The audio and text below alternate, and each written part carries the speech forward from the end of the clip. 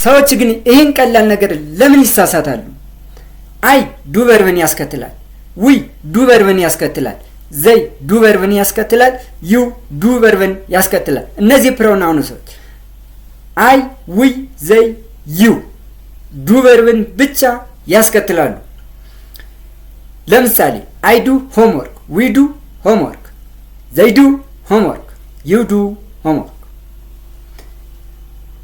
ዳዝን የሚያስከትሉት ፕሮናውኖች ሂ ሺ ኢት፣ እነዚህ ሶስቱ ብቻ ዳዝ ቨርብን ያስከትላሉ። ከዚህ ውጭ ያሉት አያስከትሉም። ለምሳሌ ሂ ዳዝ ሆምወርክ፣ ሺ ዳዝ ሆምወርክ፣ ኢት ዳዝ ሆምወርክ። በአጭር ቋንቋ አይ ዊ ዘይ ዩ እና ፕሉራል ቨርቦች ዱ ቨርብን ሲያስከትሉ ሂ ሺ ኢት እና ሲንጉላር ቨርቦች ዳዝ ቨርብን ያስከትላሉ። ሙሉ ትምህርቱን የዩቲዩብ ቻናላችን ሰብስክራይብ በማድረግ ይማሩ። የዩቲዩብ ቻናላችን ኢትዮጵያን ስማርት ስኩል ነው።